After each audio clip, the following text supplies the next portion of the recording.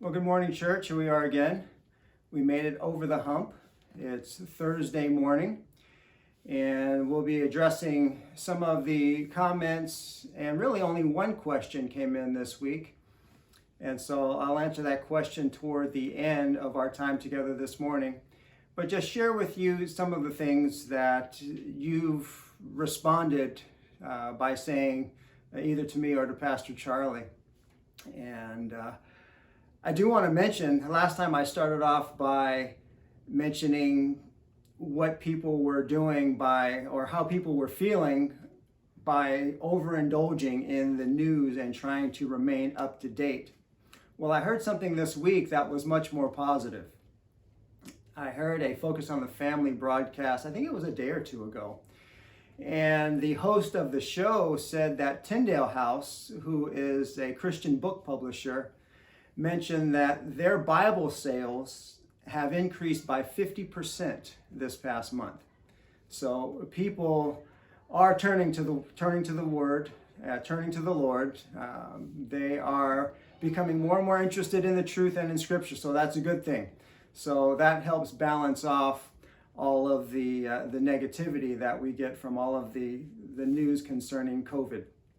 But in that regard, one of you did mention that you found yourself in that camp, that you were watching too much, listening to too much of the news reports, and as a result began to feel not just uneasy, but sickly. And that's not a surprise, because overindulging in the bad news will definitely have physical ramifications and physical manifestations. And one of you said, that was me. I was in that camp.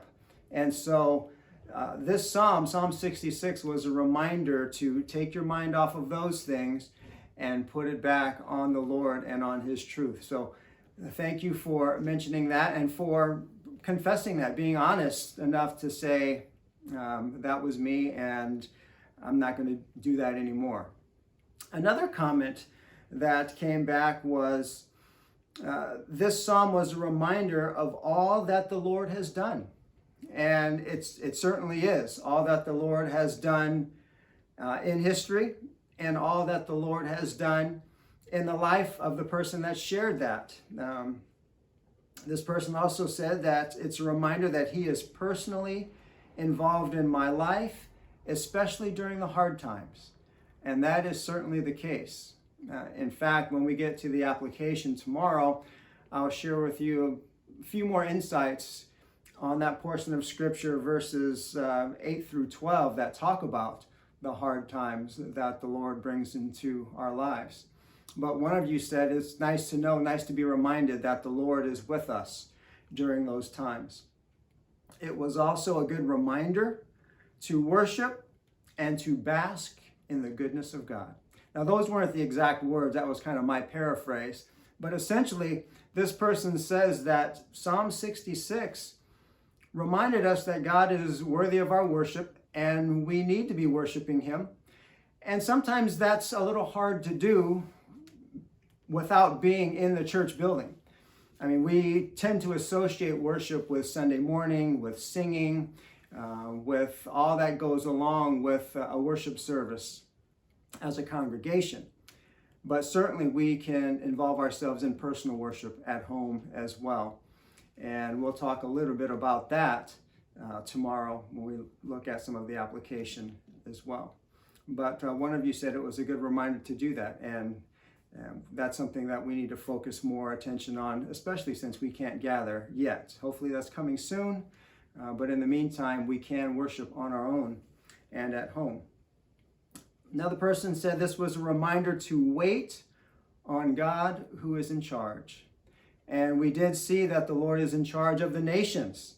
And that's mentioned right there in verse 7. And He rules by His might forever. So yes, God is in charge. He is not being thwarted. He is not being confounded. His power is not being usurped in any way by anyone or by any nation. God is completely in charge. And another person was encouraged by the fact that God hears and doesn't reject our prayers. Isn't that an encouragement? None of our prayers goes unheard, and nor does God reject them. Perhaps the answer is not what we would anticipate and not come at the time that we expect it, but God is attentive to the prayers of his people. So those were some of the initial comments. There was another one where one of you mentioned the verses 10 through 12 that speak of God being the one to bring the tests, to bringing the trials. And there is a school of thought out there that God doesn't necessarily bring those things, but he allows them to happen. Well, that's not what the psalmist says here.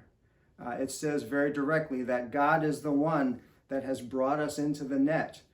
God is the one who laid the crushing burden on our backs. You, the Lord, let men ride over our heads. And so the Lord is actively involved in bringing those things into our lives. And we'll look at the value of that tomorrow, again, when we look at the application. But there was a question that came up related to the fact that God does bring those things into our lives. And one of you asked the question, or made the observation and then asked the question kind of indirectly in regards to sanctification. And this person said that reading verses 10 through 12 and those trials and those tests, is the sanctification process in the Old Testament similar to the sanctification process in the New Testament? Well, there is definitely a similarity there. And I was reminded of a couple of verses that I tracked down. I'm sure they're verses you're familiar with in the New Testament that are related. And so let me share those with you. The first one comes from the book of 1 Peter, verses 6 through 7. And this is what the Apostle Peter writes.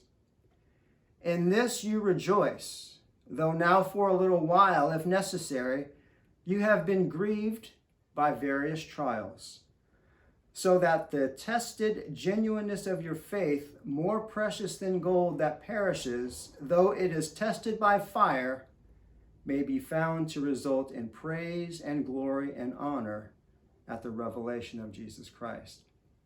So the Apostle Peter here tells us that trials, the things that grieve us, are for the purpose of testing our faith, for proving that it's genuine. And the Apostle James says something similar. He says in chapter 1, verse 2, to count it all joy, my brothers, when you meet trials of various kinds. For you know that the testing of your faith produces steadfastness. And let steadfastness have its full effect, that you may be perfect and complete, lacking nothing. And so James tells us that trials of various kinds produces character in us, steadfastness, and it has its full effect so that we lack nothing. Well, going back to Psalm 66, that seems to be what's taking place in the Old Testament as well, right? Because in verse 11 and 12, those verses that I just referenced, God brought us into the net, laid the crushing burden, let men ride over our heads. We went through fire and through water. And then the verse concludes, yet you have brought us out of the place into abundance. And so there does seem to be a similarity in the sanctification process, the purification, the holiness, the testing, the refining of our faith. And it's done through trials, through tests, through hardships, and through difficulties. And so I would say yes, that God's people are sanctified in much the same way in the Old Testament as well as in the New Testament. Jesus said very plainly, in this world you're going to have difficulty. You will have tribulation, but be of good cheer. I've overcome the world. And through Christ and the encouragement of the Word, we too can overcome the world. Well, those were some of the comments that you had. That was a question related to our sanctification.